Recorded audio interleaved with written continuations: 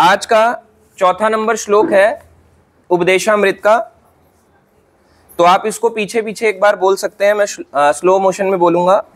ददाति प्रतिगृह्णाति गुह्यम आख्याति पृच्छति भुंगते भोज्यते च एवा षड्विधम प्रीति लक्षणम।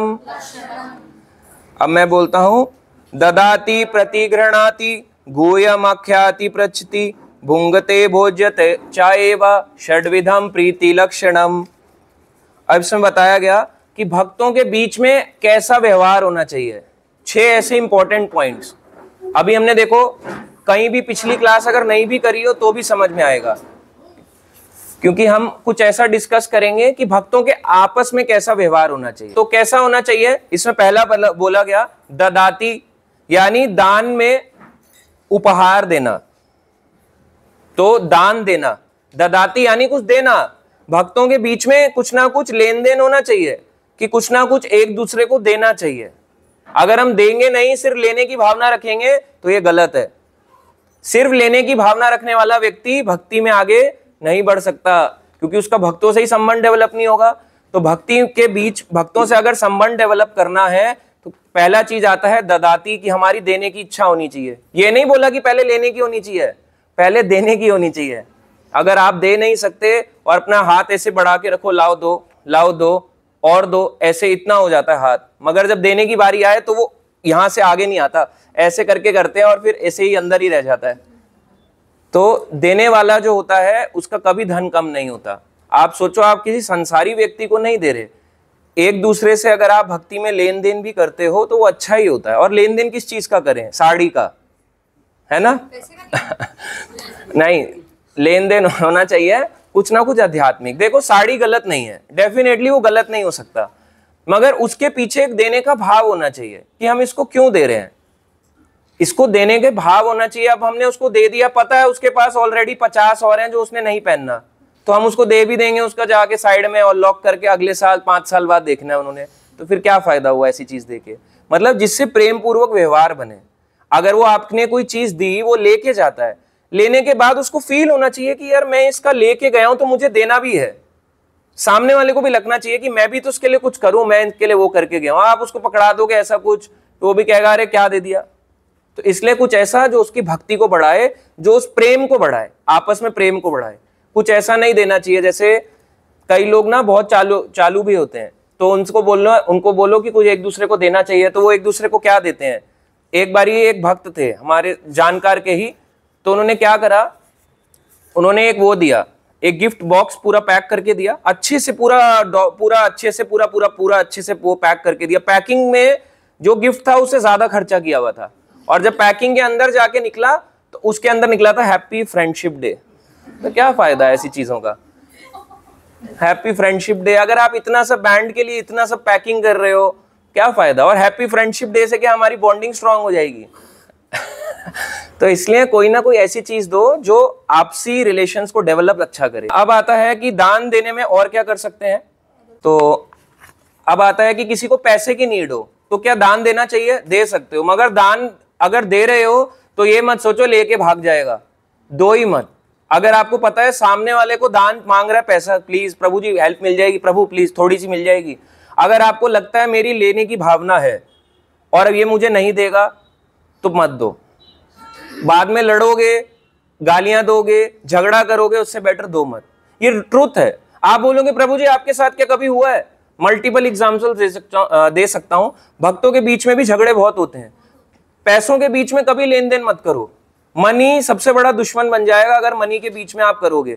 भक्तों से मत मांगो, मैं सच बता रहा हूं, बहुत बैंक्स हैं, EMIs ले लो, बहुत खुश रहोगे, आपकी जिंदगी भी खुशी रहेगी, और देने वाले को भी पता है, लेने वाले को भी पता है कैसे लेना है इससे, और देने वाले को भी पता है मुझे इसको देना है।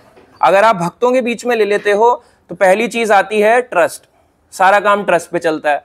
अब वो सामने वाला दे दिया, किसी ने दे दिया, ये लो प्रभु जी मैं आज आपको देता हूँ 5,000 रुपए 10,000 रुपए, पता चल रहा है वो आ ही नहीं रहा। फिर हरे कृष्णा 1 महीना हो गया, 2 महीना हो गया, 6 महीने हो गए, 1 साल बाद भी पूछ रहे प्रभु जी मिल जाएंगे पैसे। 1 साल के बाद भी पता चल रहा है लोग दे ही नहीं रहे। अच्छा आप कौन से वाले प्रभु जी हैं आप? क्योंकि उसने इतने लोगों से ले लिया, उसको पता ही नहीं चल रहा कि है कौन ये। तो इसलिए ऐसे लोगों को दान मत दें, चाहे भक्त भी हो। अगर आपको दान देना है, सिंपल सा है, मैं कहता हूं जो आपके गुरु हो उसको दो। उनको दान दोगे, वो शुद्ध भक्त हैं, सही जगह लगाएंगे। किसी भी व्यक्ति को दे दिया, हाँ प्रभु जी क्या बहुत अच्छे लग रहे हो, मैं तुम्हारे को दान देता हूं। अब वो पता चले उनकी भक्ति अभी इतनी थी नहीं, आपने दान दे दिया, वो कुछ बाहर दोस्तों के साथ खाता पीता मिल गया। तो इसलिए दान किसी को भी नहीं देना चाहिए ऐसे। तो दान देने का होना, पहला बोला गया ददाती। दूसरा पॉइंट है प्रतिगृणाति। ठीक है, अभी इनको थोड़ा थोड़ा डिटेल में और समझाएंगे। यानी दान स्वरूप उपहार स्वीकार करना। अब दान को लेने की इच्छा भी होनी चाहिए, मगर जबरदस्ती नहीं, स्वीकार करना चाहिए। अगर सामने वाला कुछ दे, ठीक है, थैंक यू प्रभु जी, हरे कृष्णा, थैंक यू माता जी, हरे कृष्णा। मगर ये नहीं, क्या दे दिया तूने, भूल गया, तेरे लिए मैं 1000 रुपए का लाया, तूने मुझे 50 रुपए की चीज पकड़ा दी, ये ले। ऐसे नहीं करना चाहिए। तो स्वीकार करना चाहिए, जो भी हमें लाइफ में मिलता है वो हमें स्वीकार करना चाहिए, एक्सेप्ट करना चाहिए कि ये मुझे मिला है, ये कोई छोटी मोटी चीज नहीं है। तो दान लेना भी आना चाहिए, स्वीकार करना आना चाहिए। अब आता है तीसरा पॉइंट, गुह्यम आख्याति प्रचति। गुह्यम का मतलब है भक्तों से अपने मन की बात कहना। अपने मन की बात भक्तों से कहनी चाहिए, मगर हर व्यक्ति से नहीं। यहां पे बोला गया भक्त। और चौथा पॉइंट इसके साथ आता है, भगवान की सेवा में गुह्यतम प्रश्न करने चाहिए। कॉन्फिडेंशियल कुछ ना कुछ भगवान के बीच में चर्चा करनी चाहिए। ये 4 पॉइंट हो गए। पांचवा है, मैं इसको दोबारा 1 बाय 1 समझाऊंगा, ठीक है। पांचवा है भुंगते भोज्यते च एवा। इसका मतलब पांचवा है प्रसाद ग्रहण करना और प्रसाद अर्पित करना। प्रसाद खाना भी एक है, भक्तों के बीच में प्रेम पूर्वक व्यवहार, और दूसरों को प्रसाद देना भी चाहिए। ये बताया गया भक्तों के बीच में ये 6 चीजें क्या बढ़ाती हैं, भक्ति को बढ़ाती हैं। ये 6 व्यवहार होने चाहिए भक्तों के बीच में। अब इसमें डिस्कस करते हैं। ये तो सिंपल 6 पॉइंट हो गए। अब इनको डिस्कस करेंगे कि एक एक पॉइंट है क्या, ठीक है। तो प्रभुपाद जी इसमें कह रहे हैं, तात्पर्य में लिखते हैं कि सामान्य व्यक्ति भी हो, मान लो 2 व्यापारी हैं, 2 बिजनेसमैन हैं, ठीक है। अगर उनके बीच में प्रेम पूर्वक फेथ का विश्वास ना हो तो 2 बिजनेसमैन आपस में डील नहीं कर सकते।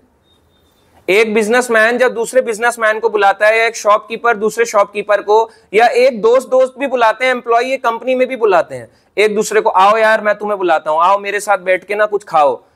या कभी आप दोगे उसको तो कभी वो भी देगा। तो इससे क्या बनता है, क्या बनता है, आपस में एक अच्छा बॉन्ड, रिलेशन डेवलप होता है। एक 2 बिजनेसमैन के बीच में भी जब ये चीजें होती हैं तो रिलेशन डेवलप होता है। वो उनको बुलाते हैं, इनवाइट करते हैं, कुछ वो लेके आता है। जब वो लेके आता है तो हम अगली बार जाएंगे तो उसके लिए लेके जाएंगे। जब वो यहाँ आएगा तो हम उसको कुछ खिलाएंगे, अगली बार हम उसके यहाँ जाएंगे तो उसको खिलाएंगे। ये तो भौतिकता की बात हो गई, मगर भक्तों में भी ये चीज होनी चाहिए। पार्टनरशिप डेवलप करने के लिए भी ये 6 चीजें आनी चाहिए। और तो और शादी भी करनी है तो ये 6 चीजें आनी चाहिए। अगर ये 6 चीजों की कमी है तो शादी भी नहीं हो सकती, ये बात सच है। अगर अकेले ले रहे हो और सामने वाला एक पार्टनर दूसरे को दे रहा है, दूसरा नहीं दे रहा, तो अच्छा लगेगा क्या? नहीं लगेगा। आप उसको खिलाया जा रहे हो, सामने वाला बोलेगा नहीं हम तो तुम्हें नहीं खिला सकते, तो नहीं बन सकता। इसलिए दोनों रिलेशन स्ट्रॉन्ग करने में भी ये 6 चीजें जरूरी हैं। तो ये तो भौतिकता की बात है, मगर भक्ति में अगर ये 6 चीजें नहीं है भक्तों के बीच में तो शुद्ध भक्ति प्राप्ति नहीं हो सकती।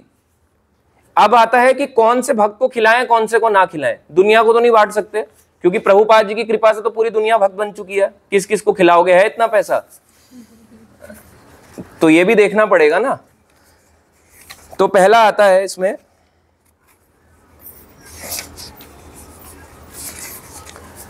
कि ददाती, ठीक है। ददाती के बारे में प्रभुपाद जी कह रहे हैं कि ददाती का मतलब कैसे एक्सप्लेन करें कि दान देना।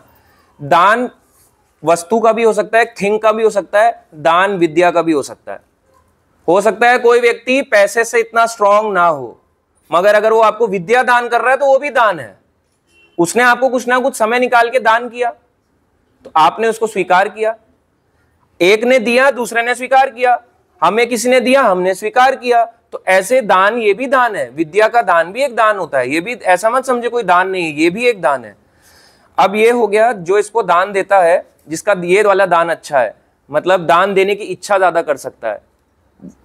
अब जैसे मैंने किसी को बोला कि प्रभु जी आप मेरी क्लास में आइए, ठीक है, अब वो आया, मैंने उसको कुछ दिया, उसने स्वीकार किया, ठीक है, उसने स्वीकार किया, अब वो रिटर्न मैं उससे मांगू, मुझे ना मैंने तुम्हें जो पढ़ाया है इसका मुझे पैसा चाहिए, तो क्या हुआ? क्या हुआ? दान। ये शुद्ध दान है, कपट दान है? ये कपट दान है, क्योंकि मैंने पढ़ाया, विद्या का पैसा मांग रहा हूं। और आप कहोगे प्रभु जी ऐसा होता है क्या? 100% होता है। बड़े बड़े भागवत कथा वाचक हैं, आप कहोगे क्या प्रभु जी यहाँ पे भी हैं, बाहर भी होते हैं? हर जगह है, हर जगह है। जो बड़ा बड़ा लिखते हैं भागवत कथा, श्रीमद् भागवत कथा, भागवत कथा, आपको लगेगा प्रभु जी इतनी बड़ी बड़ी पंडाल चल रहे हैं, आप खराब बता रहे हो। आप उनके पंडाल में जाओ, बोलो मेरे घर में ना कल फ्री में आ जाना, आएंगे दे, तब देखना कितना वो आते हैं। इसका मतलब वो दानी नहीं है, वो व्यक्ति दानी नहीं है, वो तो व्यापारी हुआ। क्योंकि अगर उसको दान करना होता तो वो पैसों की मांग क्यों कर रहा है? इसका मतलब उसके दान देने की इच्छा नहीं है। वो दान लेना तो जानता है, देना नहीं जानता। देगा तब जब उसको मिलेगा। बड़े बड़े यूट्यूब में है, उनके उसमें वो प्राइस लिख के रखते हैं कि मेरी भागवत कथा का 1 लाख रुपया एक दिन का, 5 लाख रुपया, 10 लाख रुपया, और ऐसे चल रहे हैं, बड़े बड़े हैं ऐसे। ऐसे लोगों को क्या बोलोगे आप? ये कपट दान है, ये महादान नहीं है। अरे ऐसी भागवत कथा है तो कोई भी कर देगा। इस्कॉन में तो रोज हो रही है सुबह 8 बजे। अगर आमतौर पे देखो, आप आ रहे हो, कितने लोगों ने पैसे दिए सुबह 8 बजे आके, 1-1 लाख रुपए का चेक कटवाया हो? आप देखो ना, अगर दान देना है तो कपट मार्ग से क्यों देते हो? सच्चे मार्ग से दो। तो इसलिए विद्या का दान देने वाले नहीं है। इनकी उसमें अगर कोई विद्या, मैंने बोल दिया कि मेरी ना फीस इतनी है, मेरी गीता के चार्जेस इतने हैं, तो उस दान का कोई फायदा नहीं है। मैंने आपको दिया, ज्ञान दूंगा, आपका ढह जाएगा, ऐसे करके कोई काम नहीं आएगा। इसलिए कैसे दान दिया जाता है कि कुछ बोला, आपने उसको स्वीकार किया, इच्छा अनुसार, और इच्छा के अनुसार सामने वाले को दान दिया जाता है।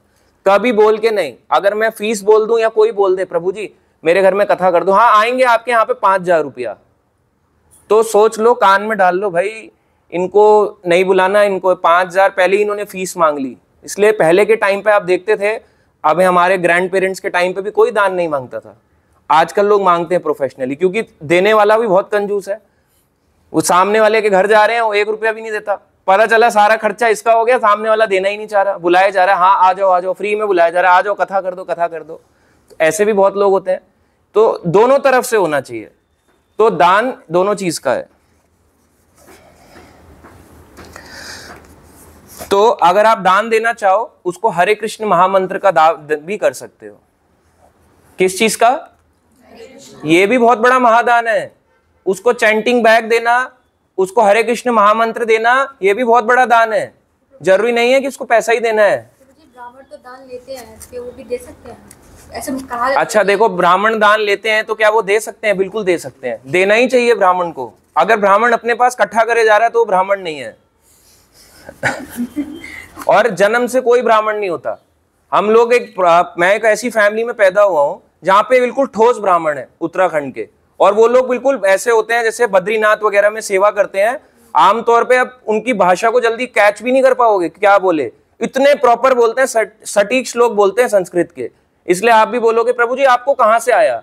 ऐसा नहीं है कि हमने बचपन से कोई सीखा, हमारे को बिठा दिया यज्ञ करके, आ बेटा ओ स्वाहा स्वाहा। हम कान बंद रखते थे उस टाइम पे, कान बंद रखते थे, मगर वो थोड़ी चीजें आ जाती हैं। मगर फिर भी ऐसे कई ब्राह्मण हैं जो दान तो मतलब लेना स्वीकार करते हैं, देना कुछ नहीं चाहते, जेब से 1 रुपया भी ना जाए मेरे, ऐसे लोग होते हैं। तो ये ब्राह्मण नहीं है। ब्राह्मण कोई जन्म से नहीं होता। जन्म से तो ब्राह्मण जो है, ऐसे तो रावण को क्या बोलोगे ब्राह्मण, कि एक ऋषि के बेटे थे विश्रवा, और हमारे पड़ोस के ही हैं, नोएडा के बिशरक गांव के, बिल्कुल पड़ोस के ही हैं। गए हो आप कहीं बिशरक गांव? बिशरक गांव के वहीं के हैं, रावण यहीं के हैं। तो अभी हम रावण के बर्थ प्लेस के बहुत पास में ही है, बहुत दूर नहीं है, ऐसी 15-20 किलोमीटर की दूरी पे है। 8-10 किलोमीटर प्रभु जी कह रहे हैं, एग्जैक्ट डिस्टेंस भी बता रहे हैं, तो हम बहुत दूरी पे नहीं है। तो इसका मतलब जन्म से कोई भी ब्राह्मण नहीं है। तो ब्राह्मण वो है जो गुण और कर्म से ब्राह्मण होता है। तो ब्राह्मण का कर्तव्य है दान लेना और दान देना भी, दोनों काम उसके होने चाहिए। ठीक है। तो हरे कृष्ण महामंत्र भी होता है दान, और जो दान उसको स्वीकार करता है उसके जीवन में क्या होता है? क्या होता है उसके जीवन में? चैतन्य महाप्रभु कहते हैं शिक्षाष्टकम के पहले नंबर श्लोक में कि चेतो दर्पण मार्जनम भव महादावाग्नि निर्वापणम श्रेय कैरव चंद्रिका वितरणम विद्यावधु जीवनम। तो ये जो अंदर का मैल है, जो हमने इतने जन्म जन्मांतर से भर दिया है, जन्म जन्मांतर से अपने मन के अंदर का महल भर दिया है, इसको साफ करेगा क्या? इसे क्या साफ करेगा इस मन के मैल को? हरि नाम, हरे कृष्ण। आप कपड़े से साफ करते हो जैसे मैल को, वैसे अपने हृदय के मैल को कैसे मिटाओगे? हरि नाम से। अगर हरि नाम नहीं लोगे तो कोई मैल नहीं मिटेगा।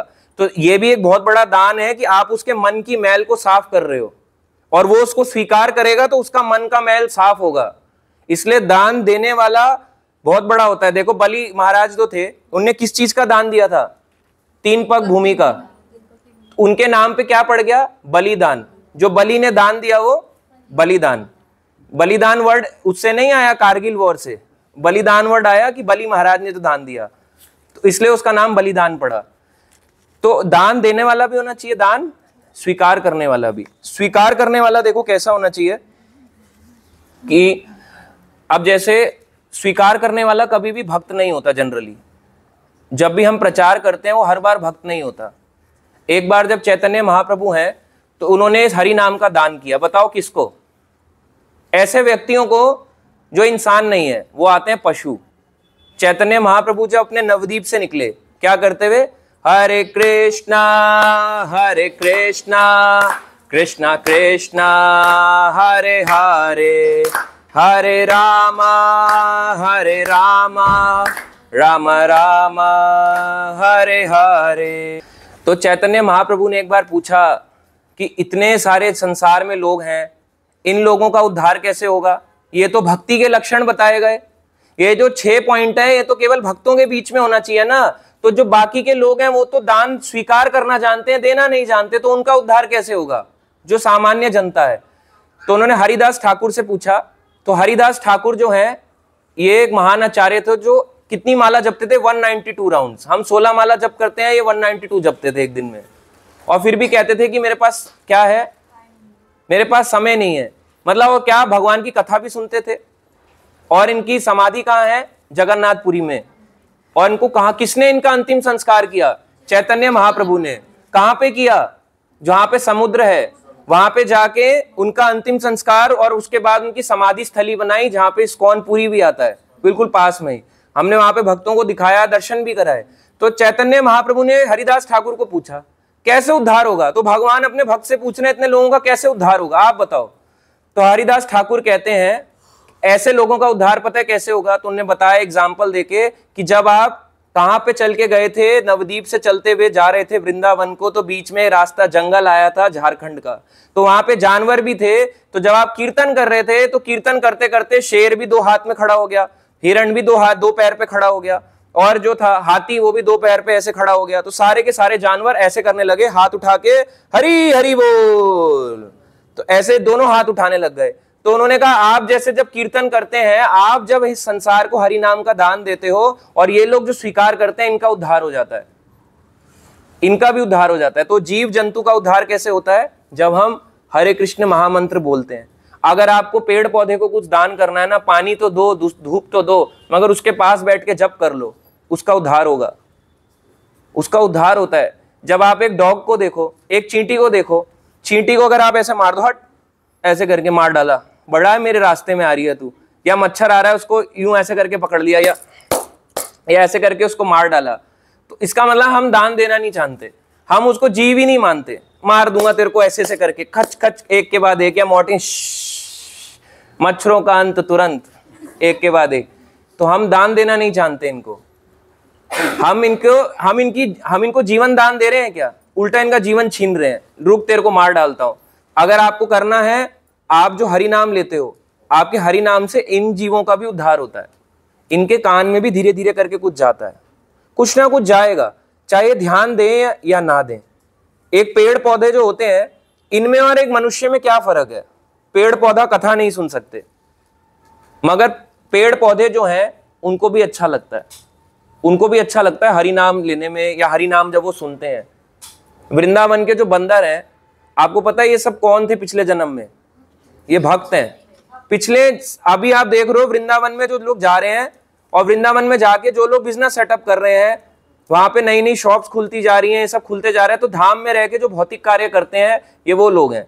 और ये वही लोग थे जो गए तो धाम ही थे, हरे कृष्ण भी जपते होंगे, बहुत चीजें करते होंगे, मगर उन्हें अपराध किए, अपराध करने के बाद धाम के पशु बन गए। अब जो धाम के पशु बन गए, पेड़ पे बंदर बन गया या अलग अलग झूल रहे हैं, उनकी कॉन्शियसनेस तो भगवान के धाम के लायक थी, तो धाम में उनको जन्म मिल गया, मगर पशु रूप में। अब पशु क्या कर सकता है? कथा नहीं सुन सकता, भगवान का हरि नाम ले नहीं सकता, मगर फिर भी कीर्तन उसके कान में जाता है।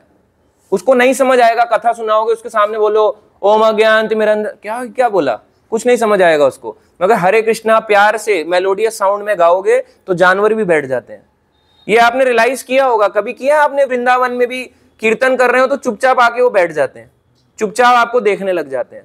और कथा करेंगे तो फिर तो उनकी ऐसे जंप स्टार्ट होती है, आपके एक से एक यहाँ शू ऐसे करके जाएंगे आपके यहाँ से कथा में, क्योंकि उनको कथा नहीं सुन सकते हो मगर कीर्तन सुन सकते हैं, तो उनका उद्धार होता है। तो आप उनको दान कर रहे हो एक तरह से हरि नाम का, और वो उस दान को स्वीकार कर रहे हैं, तो ऐसे लोगों का उद्धार होता है। मगर हम इतने शक्तिशाली नहीं है कि हम जानवरों को भक्त बना दें, हम उनको दो पैर पे ऐसे करके खड़ा कर दें। है किसी में शक्ति कि एक डॉग को दो पैर पे खड़ा कर देगा? इतनी शक्ति नहीं है। मगर हम इंसानों को तो प्रचार कर सकते हैं, और अगर हम इंसानों को भी ना कर पाए तो हमारा मनुष्य जीवन खराब है। उतने लोगों को तो कम से कम प्रचार करें जिनको हम जानते हैं। अगर हम हरि नाम ले रहे हैं तो सामने वाले को भी बोलें, हमें किसी ने हरि नाम का दान दिया या हमें किसी ने भक्ति में दान दिया, हमारी बारी कब आएगी जब हम उसको भी दान देंगे? तो दान दिया, अब हमने दान स्वीकार किया, हमारा काम है आप उसको आगे दान करेंगे। हमने किसी से दान स्वीकार किया, हमारा काम उस दान को आगे बढ़ाएंगे, इसको कहते हैं प्रचार। तो ये भक्तों के बीच में आदान प्रदान होता है। समझ आ रहा है? बहुत टफ तो नहीं लग रहा? क्या बातें चल रही है, कोई अलग दुनिया की बात चल रही है? तो ये दो हो गए, ददाती और प्रतिगृहणाति, यानी दान लेना, दान देना और दान लेना, ये दो चीजें हो गई। प्रभुपाद जी कहते हैं कि ये जो चीजें हैं स्पेशली इस्कॉन में बहुत अच्छी फॉलो होती हैं, दान देना दान लेना की, वो सब जानते ही हैं, होती हैं। देखो ऑटोमेटिकली डेवलप हो जाता है, क्योंकि यहाँ पे जितने भी सोसाइटी के लोग आते हैं सब आसपास के होते हैं, कोई ऐसा नहीं है कि बहुत दूर से आया हो या उसको कुछ समझ ही ना आता हो। आपस में ऑटोमेटिकली जब एक इस्कॉन में प्रभुपाद जी कह रहे हैं संडे प्रोग्राम के लिए कोई आता है तो उनके बीच में एक व्यवहार अच्छा बनता है। पहले प्यार भरा व्यवहार बनता है, प्रेम भरा, आपस में व्यवहार बनेगा, फिर वो दान देंगे और लेंगे, कुछ ना कुछ बुक देंगे, हरि नाम देंगे, या बोलेंगे क्लास में आ जाओ, कुछ ना कुछ उसको दान लेंगे, वो स्वीकार करेगा, अगली बार वो भी उसको देगा, वो उसको प्रसाद देगा तो वो भी सामने वाला अगली बार उसको ग्रहण करके वो भी उसको प्रसाद देगा। इस तरह से ये ऑटोमेटिकली ये भक्तों के संग में जुड़ने से हो जाता है। तो इसलिए हम सही जगह जुड़ के भी इसको कर सकते हैं। तीसरा पॉइंट आता है गुह्यम आख्याति पृच्छति। गुह्यम यानी गोपनीय विषय बताता है और पूछता भी है, तो अपनी कॉन्फिडेंशियल बातें शेयर करना। गुह्यम किससे शेयर करें? किसी से भी, किसी को भी दिल अपना बता दें, मेरे दिल में ना ये चल रहा है, ऐसी लड़ाई होगी बहुत जबरदस्त वाली, सब हर किसी को नहीं बता सकते अपने दिल की बात, इसलिए उसी व्यक्ति को बताएं जो सामने वाला जितना सहन कर सकता है। आपने अगर कोई बात अपनी दिल की, बहुत आपकी अंदर की बात थी, आपने किसी को भी जाके बता दी, मान लो वो आपकी रिस्पेक्ट नहीं करता, तो क्या उसको सुनेगा? उसको लेगा अच्छे से? कहेगा पागल आदमी है? ऐसा ही होता है, फिर उसका मजाक बना देते हैं लोग। इसलिए हर किसी को दिल ओपन करके नहीं बताना होता, किसी को बताना है ये हमें देखना पड़ेगा। हर भक्त से आप ओपन नहीं हो सकते, ये भी ट्रुथ है। रूप गोस्वामी भक्ति रसामृत सिंधु में कहते हैं आपको लाइक माइंडेड डिवोटीज का एसोसिएशन करना चाहिए। प्रभुपाद जी कहते हैं लाइक माइंडेड डिवोटीज। अगर आप किसी का भी संग कर रहे हो उसको संग नहीं कहते, आपका लाइक माइंडेड होना चाहिए, आपकी थिंकिंग मैच करनी चाहिए। ऐसा नहीं है कि आप इस्कॉन में किसी को सुन नहीं सकते, ये बात सच है, मगर अभी यहाँ पे एक बोर्ड पे रशियन लैंग्वेज चला दो और रशियन लैंग्वेज बोलो सुनो इस लेक्चर को, क्या सुन रहे हो? रशियन भागवत कथा, समझ आएगी? समझ ही नहीं आएगी। वो गलत नहीं है, हम भी गलत नहीं है, मगर कम्युनिकेशन गैप है, तो इसलिए लाइक माइंडेड तो नहीं बने। अब अगर मैं हिंदी बोलता हूं और मैं किसी बैठ के जर्मन वाले के साथ, वो जर्मन में बात कर रहे हैं, वो प्रभु हमें बोल रहे हैं क्या हो गया प्रभु जी, क्या बोले आप? क्योंकि हम तो ऐसे ही बोलते हैं, तो क्या संग हो गया? इसको संग कहेंगे कि हमने हरि भक्त का संग किया? इसको संग नहीं कहते, ये आपने केवल शारीरिक रूप से संग किया, मगर गोपनीय विषयों में आप नहीं डिस्कशन कर सकते। आप हिंदी में बताओगे मेरे साथ ऐसा हुआ, मेरा वैसा हुआ, कहेंगे व्हाट प्रभु, उसको समझ ही नहीं आएगा। तो इसलिए किससे कितना कॉन्फिडेंशियल है शेयर वो देखना पड़ेगा। जैसे मैंने भी कई बातें होती हैं, मैं आपको एग्जाम्पल देता हूँ, ठीक है, एग्जाम्पल से ज्यादा अच्छा समझ आता है। जैसे मैं कई बार हम लोग ट्रस्ट कर लेते हैं ये भक्त अच्छा होगा, तो हम अपनी कुछ कॉन्फिडेंशियल बात बताते हैं, प्रभु जी ऐसा ऐसा होता है लाइफ में, हमने भी ऐसे सहा है, हमने भी झेला है। तो हम उनको अपना कुछ पास्ट एक्सपीरियंसेस बता देते हैं कि हमारे साथ भी लाइफ में ऐसा हुआ है। अब क्योंकि सामने वाला, हम उस पर विश्वास करते हैं। इंडिया में क्या होता है, फेथ के साथ खेलो। इंडिया में सबसे अच्छा काम एक होता है जो इंडियंस नंबर 1 है, फेथ के साथ खेलना, विश्वास के साथ खेलना। विश्वासघाती लोग सबसे ज्यादा है भारत में, सबसे ज्यादा है। गूगल पे टाइप करके देखो, नंबर वन पीपल है ना, जो ये सबसे ज्यादा करते हैं, विश्वासघात करने वाले सबसे ज्यादा लोग, इंडिया आएगा सबसे पहला नाम। ट्रू है, ये ट्रू है। इतना नहीं होता विश्वासघात। इंडिया में कोई भी किसी के धर्म के साथ, किसी की भी फीलिंग्स के साथ खेलता है। आपने कोई पर्सनल बात शेयर कर दी कि प्रभु जी मैं ना 5 साल 10 साल पहले ऐसा था, पता है मैं पिक्चर देखने जाता था, मैं भी जाया करता था। उसने उठा के बोल दिया, अरे प्रभु पता है पिक्चर देखने जाते थे, अरे वो 10 साल पुरानी बात है। आपने भारत में पैदा हुए हैं, नहीं हुए हो, सब पैदा हुए हैं। आपने कौन सी पिक्चर नहीं देखी, सब लोग पैदा हुए हैं। तो झूठ क्यों बोलते हो, झूठ क्यों बोलते हो? बसों में जाते हो, फ्लाइट में ट्रेवल करते हो, ट्रेन में ट्रेवल करते हो, बोलते हो हमने छोड़ दिया है, वैरागी हो गए हैं, झूठ बोलते हो। ये झूठ नहीं मत बोलो, क्योंकि ऐसे लोगों को अगर आपने अपनी दिल की बात कुछ शेयर कर दी, सामने वाले ने नहीं करी, तो आपके विश्वास के साथ खेल जाएगा। इसलिए अपनी गोपनीय विषय में बताना भी है, उससे पूछना भी है, तुम भी तो कुछ बताओ, हम बोल गए, तुम भी कुछ बोलो। तो गुह्यम आख्याति प्रचति, और गुह्यम अपने बारे में बताओ, आप फील बताओ कि मैं क्या फील करता हूं, मुझे भक्ति करता हूं। ये तो हो गई अपनी नॉर्मल बातें जो हमने पिछले पास्ट एक्सपीरियंस में सीखी। अब अपने भगवान की भक्ति के बारे में बताओ कि मैं भक्ति क्यों करता हूं, मुझे क्यों अच्छा लगता है। तुम्हें पता है भक्ति करने में बड़ा आनंद आता है। पता है मेरे साथ ऐसा हुआ, मैं वहां पे गया था और मेरे को दर्शन नहीं मिलने वाले थे, तो मेरे को बड़ा रोना आया कि मैं इतनी दूर आया हूँ, ट्रैवल करके आया हूँ, जगन्नाथपुरी आया हूँ, दर्शन उन्होंने बोल दिया कि जाओ हम तुम्हें दर्शन नहीं देंगे।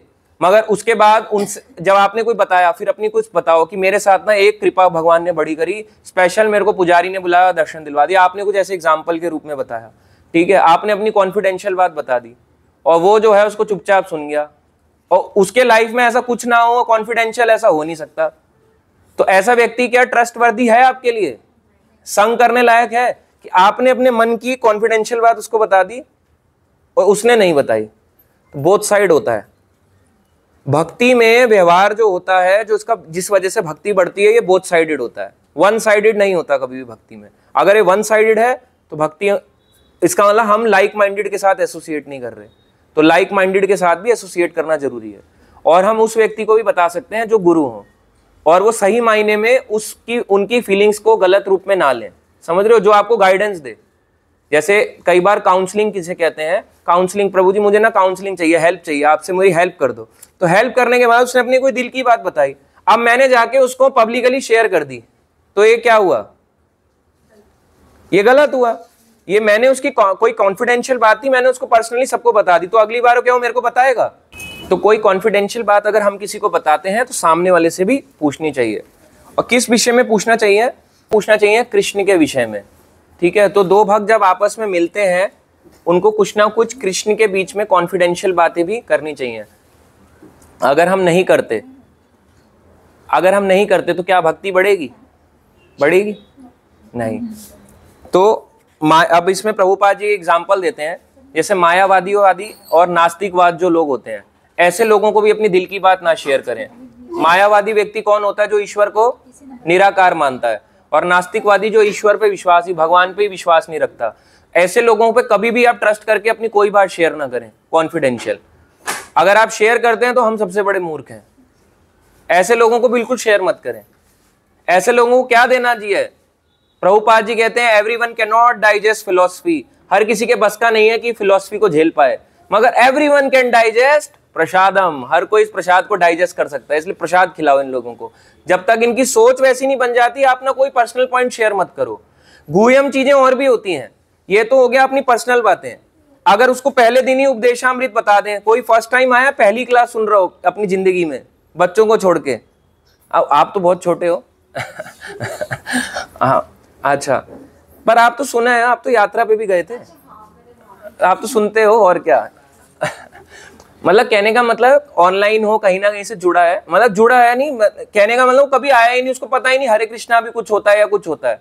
आपने उसको कोई कॉन्फिडेंशियल बात बता दी, गंभीरा जाओ, गंभीरा में चैतन्य महाप्रभु 6 फुट गड्ढे के नीचे रहते थे, वहां पे दिया जला के रखते थे, लाइट नहीं आती थी, पागल हो जाएगा वो। या आप उसको ले गए कहां पे, सार्वभौम भट्टाचार्य का घर, जहां पे 6 भुजाओं वाला रूप का दर्शन कर आया था, है ना। सार्वभौम भट्टाचार्य को षटभुज रूप दिखाया था चैतन्य महाप्रभु ने। उनके घर के नीचे सीढ़ियां जाती हैं, तो वो कैसे जगन्नाथपुरी मंदिर तक जाती हैं। तो वो टनल बनाया हुआ था अंदर से मुगलों के टाइम पे, क्योंकि मुस्लिम शासन चलता था, तो दर्शन पे बड़ा रोक टोक कर देते। अब चैतन्य महाप्रभु चाहते थे यूं दर्शन छोड़ के यूं मुगलों की गर्दन काट देते, मगर उन्होंने अंदर से टनल बनाया था, तो गड्ढे के अंदर से जाते थे जगन्नाथपुरी का दर्शन करने। एक टनल से जाते थे समुद्र स्नान करने, और एक टनल से जाते थे जगन्नाथपुरी का दर्शन करने। अब उस टनल के अंदर है, अब इतनी आपने उसको गहरी बात बता दी, पता है चैतन्य महाप्रभु ऐसे गड्ढे के अंदर से जाते थे समुद्र पर स्नान करने, और फिर इस गड्ढे से आते थे, फिर यहाँ से जगन्नाथपुरी दर्शन करने के लिए। और यहाँ गंभीरा रहे हैं चैतन्य महाप्रभु, 12 साल यहाँ काटे हैं। अब आपने उसको कॉन्फिडेंशियल बातें बताना शुरू कर दी भक्ति की, क्या करेगा वो, मजाक बनाएगा। इसलिए हर किसी को नहीं बताना होता, ये चीजें हर किसी को नहीं बतानी चाहिए। अब आपने उसको पहले दिन ही बता दिया, पहले दिन वो आया, पहले दिन ही बोल दिया, पता हरे कृष्ण महामंत्र करा करो, 16 माला करनी पड़ती है, 4 नियम भी होते हैं, ये भी छोड़ना पड़ता है, वो भी छोड़ना पड़ता है, ये भी छोड़ दो, ये भी कर लो, ये भी पढ़ लो, सुन भी लो, 1 घंटा बैठ भी जाओ, बर्दाश्त भी कर लो हमें थोड़ा सा, धोती भी पहन लो, कंठी भी पहन लो, तिलक भी पहन लो, यहाँ मत जाओ, ये मत खाओ, वो मत खाओ। कहेगा पागल है क्या ये, किस सारे नियम मेरे पे थोप डाले। तो ये कॉन्फिडेंशियल बातें हैं, ये गुहियम है, किससे कितना बिहेव करना है हमें देखना है। सारी कॉन्फिडेंशियल बातें, उसको सारी नॉलेज नहीं चेप देनी पहले दिन ही। आप पहले दिन ही उसके सामने पढ़ रहे हो, है ना, उज्जवल नीलामणि बाय रूप गोस्वामी, है ना, भक्ति तत्व विवेक, कहेगा ये क्या चल रहा है, हमने तो भगवत गीता सुनी थी, उसके अलावा तो कुछ हमें पता ही नहीं है, और भी ग्रंथ होते हैं, माधुर्य कादम्बनी, मना शिक्षा, अपने मन को कैसे कंट्रोल करें, और उसको पढ़ा रहे हो, उसको कुछ समझ नहीं आ रहा चल क्या रहा है, कौन सी दुनिया का टॉपिक चल रहा है। इसलिए शुरुआत में बेसिक, धीरे धीरे धीरे करके, यहां तक अगर उपदेशामृत समझा रहे हैं तो सबने 6 महीने साल भर इतना हो गया है कि वो सीख रहा है, बेसिक चैंटिंग कर रहा है, 4 माला 10 माला कुछ ना कुछ कर रहा है। पर पहले टाइम के व्यक्ति को आप इतना गहरी नॉलेज नहीं दे सकते, उसको भक्ति नहीं पता, शुद्ध भक्ति बता रहे हो आप उसको। निष्कर्ष यह निकलता है कि हमें सदैव भक्तों की संगति करनी चाहिए, भक्तों के नियामक सिद्धांतों का पालन करना चाहिए। यानी 4 हमारे नियामक सिद्धांत हैं। आचार्यों के पद चिन्हों का अनुसरण करना चाहिए, आचार्यों की वाणी को फॉलो करना चाहिए, और गुरु के आदेशों को पूरी तरह पालन करना चाहिए। इससे हमारी भक्ति बढ़ती है।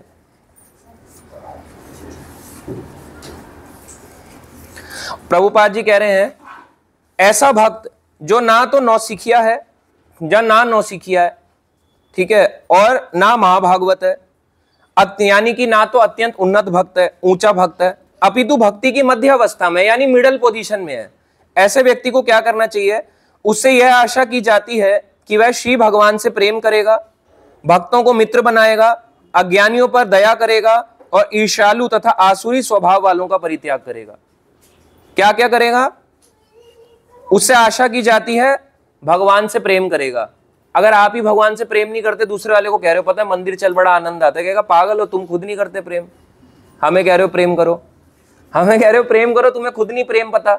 अगर हमें बोल दिया जाए कितना कष्ट आता है, मंदिर क्यों जाऊं, कल ही तो गया था, अब आप उसको क्या पहली बार आया, वो कहेगा ये क्या बोल रहा है, ये तो माला करता है ना, बाल कटाता है ना छोटे, दीक्षा लेता है ना, ये तो खुद ही ऐसी बातें कर रहा है, कहाँ फंस गया मैं इसके साथ में। ऐसे ही तो बोलेगा, वो कहेगा ये खुद ही नहीं है सीरियस, मुझे को क्यों सीरियस बनाने चला है। तो पहला भगवान से प्रेम करो जो मध्य अवस्था में है, यानी हम जैसा, ये हमारी कंडीशन जिसमें 100 में से 90% से ऊपर भक्त आते हैं। और है अज्ञान में, भक्तों को मित्र बनाएगा, भक्तों से फ्रेंडशिप करेगा। फ्रेंडशिप का मतलब नहीं है माता जी प्रभु जी, हाँ ऐसे करके, जैसे आप देखते हो कई बार भक्त मिलते हैं एक दूसरे को यूं ऐसे करके ऊपर उछाल देते हैं, तो ये मित्रता इसको नहीं बोलेंगे। मित्रता सच में दिल से होनी चाहिए, उछालने वाली मित्रता नहीं होनी चाहिए, हरी बोल ऐसे करके उसको उछाल दिया यूं हवा में ऐसे करके, हाँ तो भक्ति का मतलब है कि सच में उस इंटेंशनली उसके साथ अच्छा होना चाहिए। ऐसे करके यहाँ गले मिल रहे हैं, पता है पैसे खाए थे इसने पिछली बार मेरे तो ऐसे का कोई फायदा नहीं है। तो भक्तों से मित्र बनाएगा, अज्ञानियों पर दया करेगा। आप देखो कितने लोग अज्ञानी हैं, आप अगर मध्य अवस्था में हो पूरा संसार ही आपको अज्ञानता में दिखाई देगा। हम तो हैं ही, मगर संसार की हालत देखो कितनी गंदी है। यूथ खत्म हो चुका है। एक यूथ को पूछो, कोई भी क्वेश्चन पूछो, भगवत गीता किसने बोली, उसको पता ही नहीं है। एक बार हमारे यहाँ पे इस्कॉन में, ईस्ट ऑफ कैलाश में पास में, वहां पे एक भक्त वो बांट रहे थे, भगवत गीता बांट रहे थे, भगवत गीता ले लो, भगवत गीता ले लो। तो 3-4 लड़के लड़कियां आए, है ना, एकदम अच्छे से बाल वगैरह सेट करके। अब वो भक्त बोल रहे, तो पहले उन्होंने मुझे भी बोला, मैंने कहा मेरे बैग में खुद पड़ी है, तुम मेरे से 3 ले लो और क्या। तो उसने लड़के लड़कियों को पकड़ा, कह रहे मैं प्रभु भगवत गीता बेच रहा हूँ, है ना, प्रभु मैं भगवत गीता बेच रहा हूँ, ऐसे करके ऐसे कर रहा। थक चुका था ना, पानी की प्यास, मैंने कहा पानी पी लो, बैठ जाओ, इतना भी क्या हो गया, ऐसे बेच रहे हो। और वो क्या बोल के बेच रहा था, जब उसको देखा तो कह रहा भगवत गीता ले लो। तो उसने पूछ लिया लड़के लड़कियों ने, बताओ तुम बताओ इसमें क्या लिखा है। तो उसने बोला इसमें ना भगवान ने, कैसे देखा नहीं तुमने द्रौपदी की रक्षा करी थी और वो धोती कुर्ता पूरा हेड शेव। और उसने बोला तुमने नहीं देखा, ब्रह्मचारी आश्रम ज्वाइन करने वाला था वो बेचारा। वो तो अच्छा हुआ उसको अगर कोई पकड़ लेता, कहते क्या कर रहे हो तुम ये तो उसने बोला तुमने पता नहीं द्रौपदी की रक्षा करी थी, लाज बचाई थी उसकी उसमें। तो अब उनको भी नहीं पता, सामने वाला बच्चा, वो बच्चे भी अज्ञानी, कह रहा हाँ एक दे दो तो वो भी अज्ञानी, वो भी अज्ञानता में बेच रहा है। ऐसे भी मत कर, ऐसा नहीं होना चाहिए। पर अज्ञानियों पर दया दिखानी है, पर खुद इतना तो ज्ञान लो तभी तो दया दिखाओगे। खुद का ज्ञान 0 है और दूसरों पे चले दया दिखाने। हाँ, तो एक को एक बारी श्लोक पूछा, बोले भगवत गीता का एक श्लोक, टेल मी ओनली 1 श्लोक ऑफ भगवत गीता, मैं खरीद लूंगा।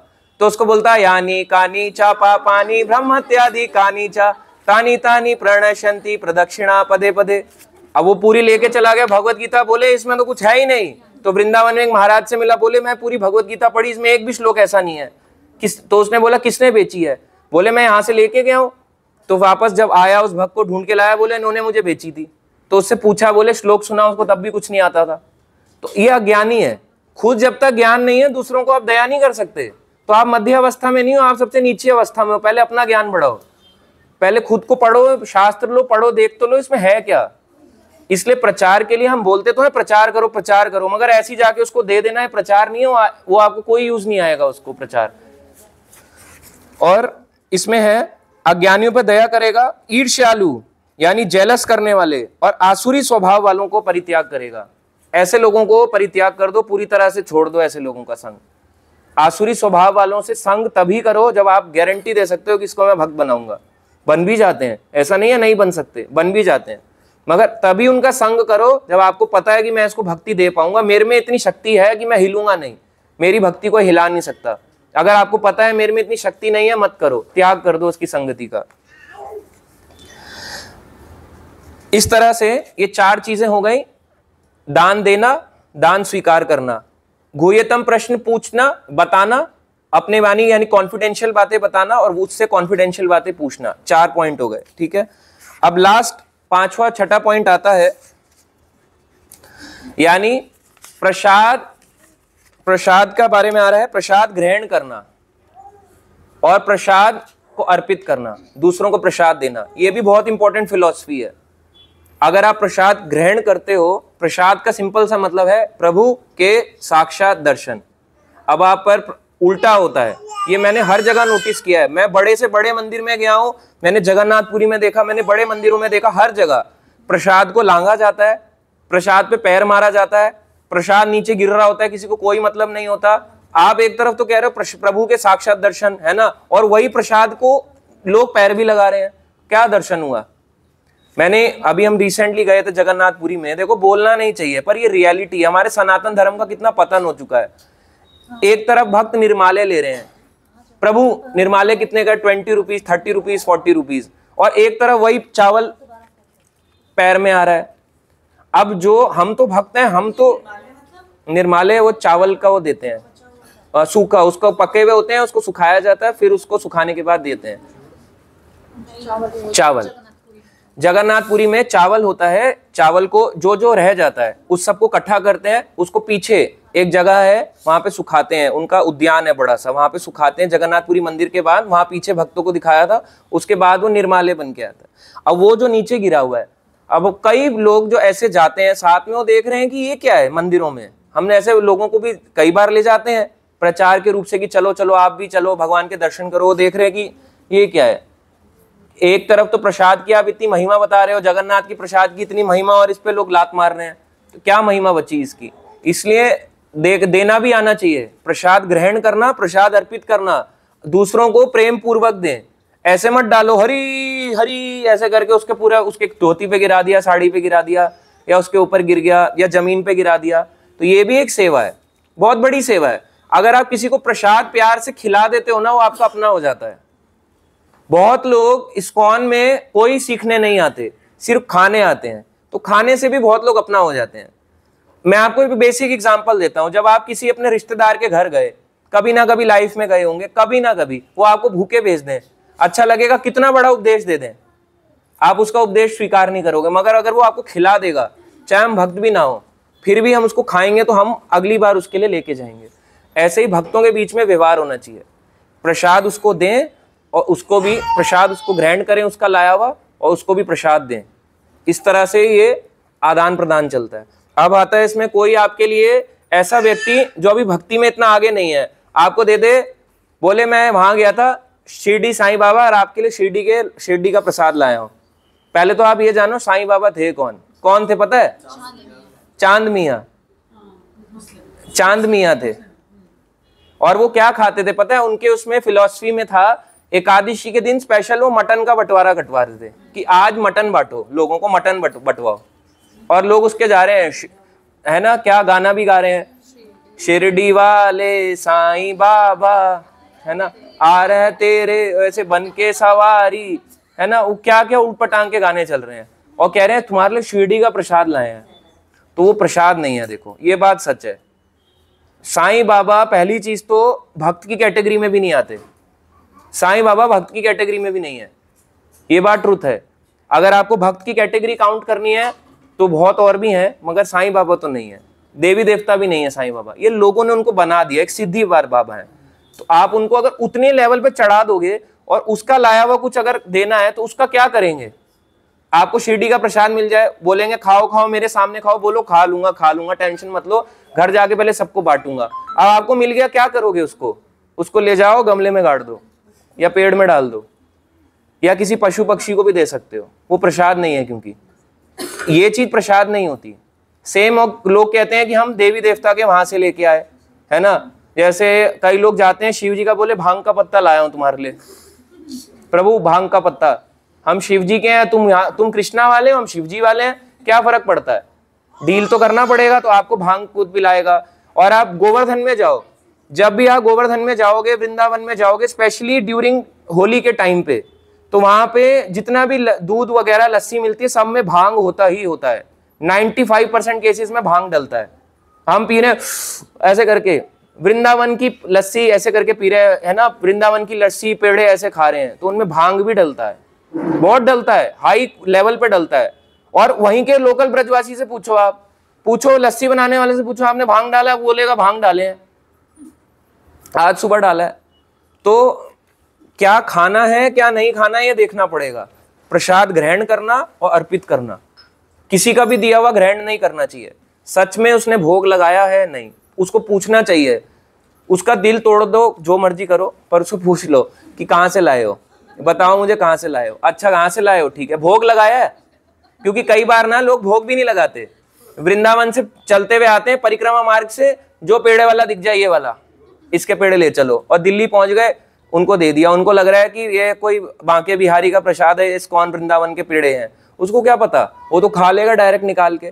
पर आप अगर नहीं भोग लगाया तो आप लगाओ। इसलिए कुछ भी चीज भोग नहीं होती है, आप समझ रहे हो? भोग का कंसेप्ट समझे। प्रसाद होता क्या है? जो भगवान कृष्ण ने खाया हो वो प्रसाद है। जो भगवान कृष्ण नहीं खाते हम नहीं खाते, जो भगवान कृष्ण खाते हैं वो हम खाते हैं। और कृष्ण क्या खाते हैं? पत्रम पुष्पम फलम तोयम यो में भक्तया प्रयच्छति, जो मुझे भक्ति पूर्वक ये चीजें प्रदान करता है, पत्र पुष्प फल जल, उसको मैं स्वीकार करता हूं। तो उसमें से बहुत सारी ऐसी चीजें, अन्न की चीजें, तो भगवान को देखो भोग लगा है, पूछो कहाँ लगा है, उसके बाद आप ग्रहण करो। और उसके लिए भी जब लेके जाओ तो प्रसाद लेके जाओ, तब ये भक्ति का आदान प्रदान बढ़ेगा। नहीं तो आप, वो आपको पाप खिला रहा है, आप भी उसको पाप खिला दो जाके। बोले मेरे लिए तू पाप लाया था बिना भोग लगा हुआ, रुक तेरे लिए भी लेके चलता हूं पाप। तो बिना भोग लगा हुआ वो केवल पाप है, वो पाप समान है। तो प्रसाद के बीच में आदान प्रदान भी होना चाहिए।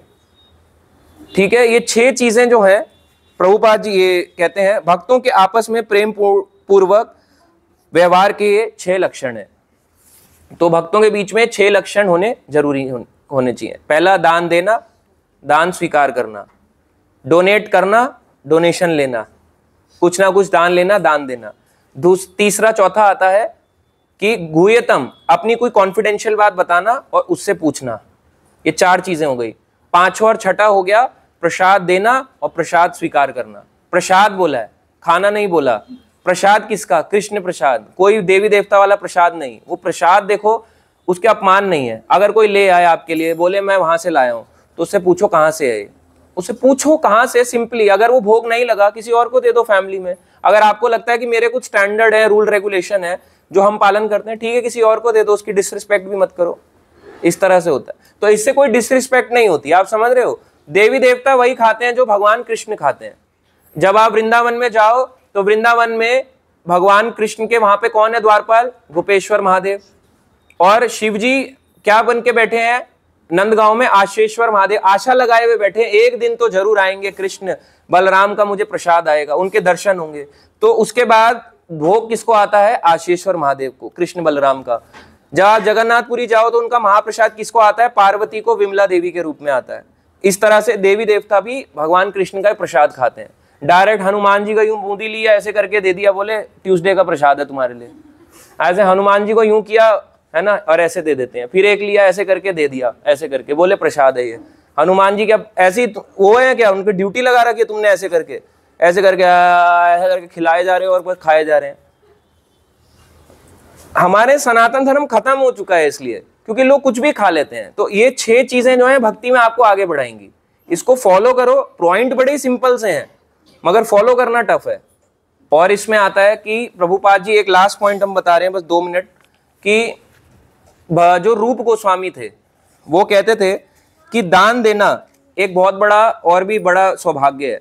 क्योंकि जब हम दान लेते हैं तो कुछ ना कुछ कृष्ण से स्वीकार भी कर रहे थे। तो दान कैसे करना चाहिए? 50%। रूप गोस्वामी कहते हैं कि अपने जीवन का जो भी हम कमाते हैं उसका 50% भगवान की सेवा में लगाना चाहिए। 50% कितनी बड़ी चीज है। 25% फैमिली के लिए, 25% इमरजेंसी केस के लिए और 50% भगवान की सेवा के लिए। अब हम में इतनी श्रद्धा तो अभी नहीं है। ऑनेस्ट बोलना चाहिए कि मेरे में इतनी श्रद्धा नहीं है, ना मेरी इतनी इनकम है कि मैं 50% लगा सकूं। ऑनेस्टली बोलना चाहिए। कोई बोले प्रभु जी ये वाले तो लगा रहे हैं, ऐसा नहीं है। 50% बहुत बड़ा चीज होता है। 50% मतलब है अगर आप महीने में 50,000 रुपये कमा रहे हो तो 25,000 रुपये भगवान की सेवा में लगा रहे हो। देखो लगता है इतना हमारा हर महीने, इसका मतलब अभी हम इस लेवल पे नहीं है। इतना दान हम भगवान को नहीं कर पा रहे हैं, इतनी सेवा नहीं कर पा रहे हैं। तो इस लेवल पे कैसे आएंगे? धीरे धीरे, स्टेप बाय स्टेप। पर रूप गोस्वामी जो थे वो अपना 50% भगवान की सेवा में लगाते थे। इस तरह से उन्होंने बताया कि आमतौर पे 50% लगाना चाहिए। प्रभुपाद जी ने भी अपने पूरे जीवन का पैसा भगवान की सेवा में लगाया। तो उन्होंने अपने एग्जाम्पल से समझाया कि कैसे हम भगवान की सेवा में लग सकते हैं और खुद को लगा सकते हैं। ठीक है, तो ये सारी चीजें थी जो आज के 4 श्लोकों में बताई।